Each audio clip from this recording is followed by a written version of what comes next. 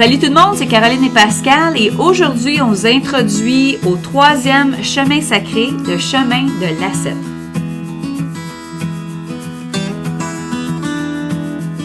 Alors ça, c'est les gens qui aiment Dieu par la discipline spirituelle et la simplicité.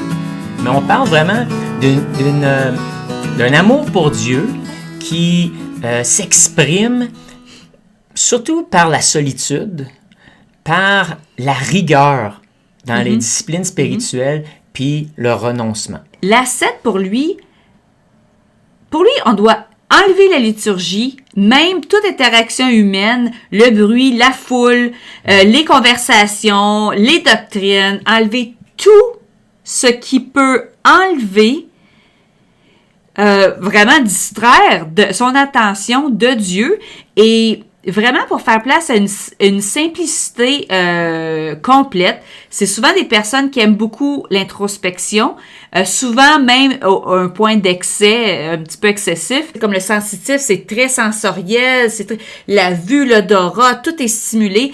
Tandis que pour l'ascète, ça serait une distraction. Les gens qui ont par exemple, faut leur donner ça. Souvent, même si eux aiment le silence et la solitude, comme première méthode de communier, même ce qui est intéressant, c'est que dans des réunions où ils sont au milieu de l'assemblée, ils ont comme développé cette habilité de bloquer tout ce qui se passe autour puis se retrouver comme dans leur petite bulle. Même s'ils sont dans une foule, ils sont capables de rentrer dans leur petite bulle puis d'être juste eux et Dieu. Puis ils bloquent là, un peu tout ce qui se passe.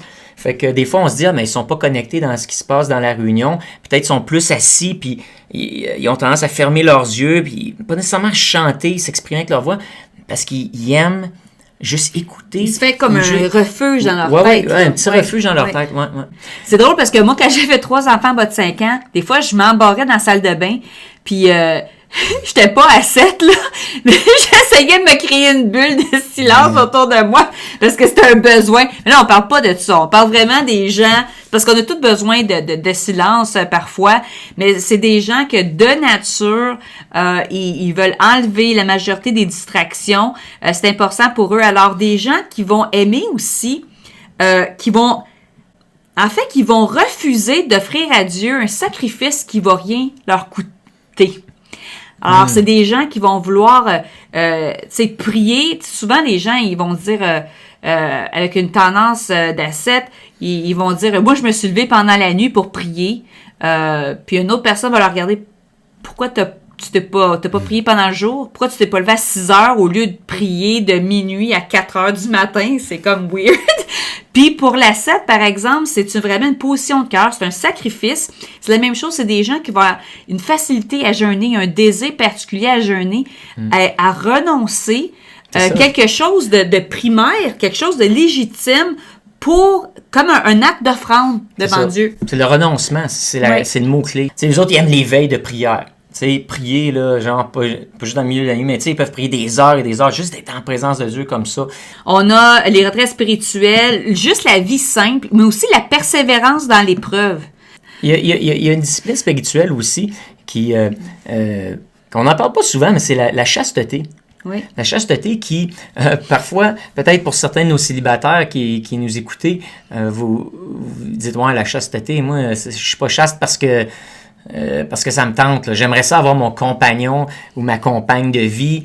Puis, mais faut pas oublier que Jésus lui-même a mentionné que c'était un état privilégié où on pouvait se concentrer et se donner complètement à Dieu. L'apôtre Paul a même repris cette pensée-là plus tard, où il encore une fois, un privilège. Il dit que c'est un privilège d'être célibataire et d'être complètement consacré à Dieu, pas avoir de distractions mondaines et terrestres et familiales et autres. Alors, je veux vous encourager que effectivement, d'être chaste et célibataire, c'est une vertu. C'est une discipline spirituelle, si on le voit comme ça.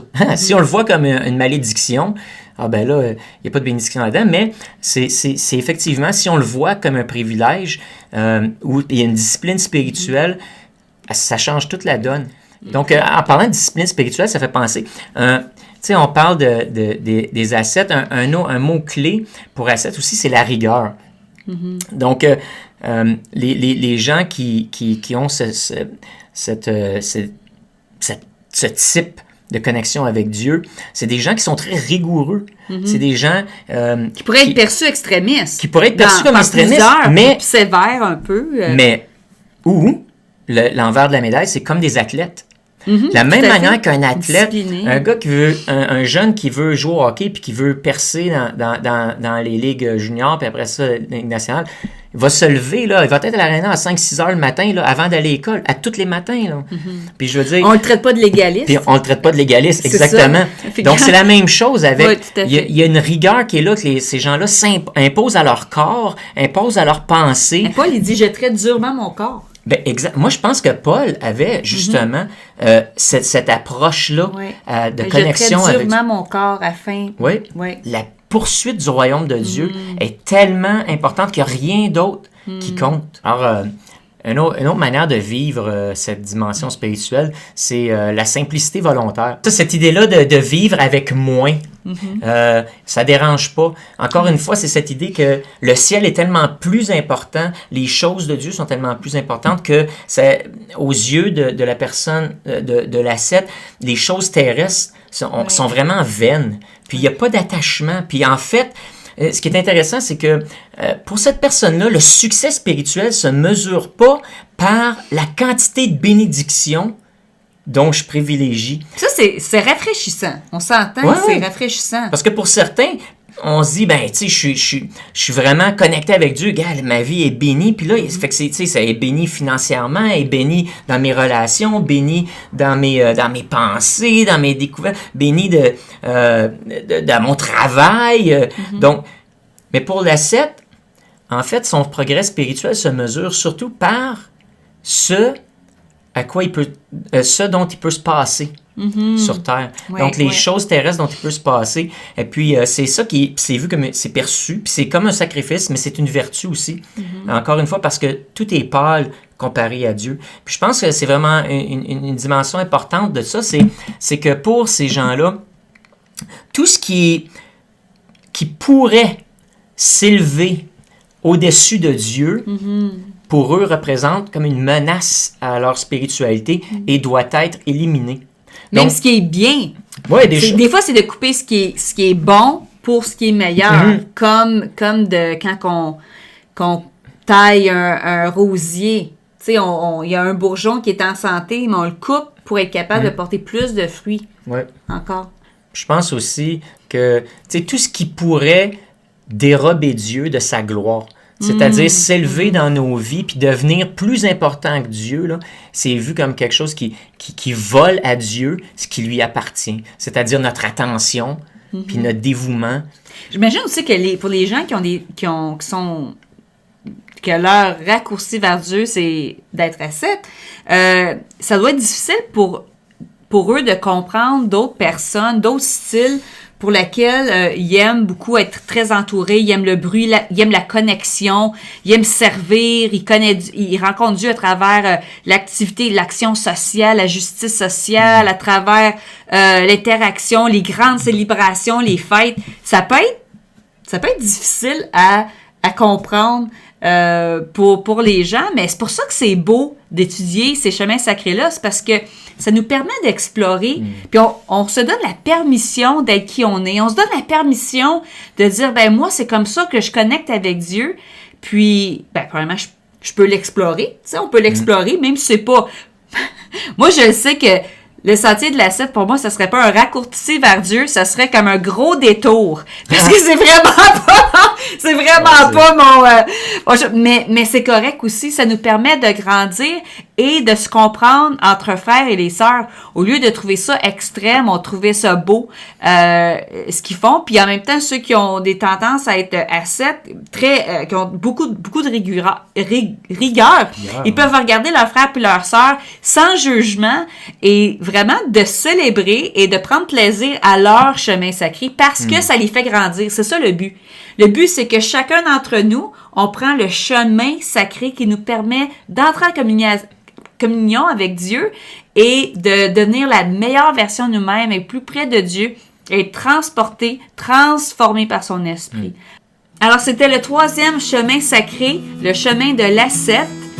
J'espère que vous allez en bénéficier et que vous allez essayer de le pratiquer cette semaine.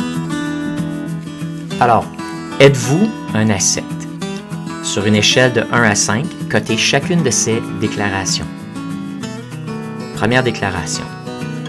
Je me sens plus proche de Dieu quand je suis seul et que je n'ai rien pour me distraire de sa présence. Je décrirai ma foi comme plus intérieure qu'extérieure. Déclaration numéro 2. Les mots silence, écoute, jeûne, discipline sont très attirants pour moi. Déclaration numéro 3. Je suis enthousiaste à l'idée de faire une retraite dans un monastère où je passerai beaucoup de temps seul à prier, lire, m'examiner et recevoir la parole de Dieu. Déclaration 4. J'aimerais lire un livre sur la vie monastique et j'en serais inspiré. Déclaration 5. Je serais heureux de prendre une veille de prière en passant du temps dans le silence et l'intercession. Déclaration 6. J'aime simplifier ma vie et réduire mes dépenses. Faites votre total et si votre score est plus élevé que 18, il est fort probable que ce sentier soit un sentier privilégié pour vous.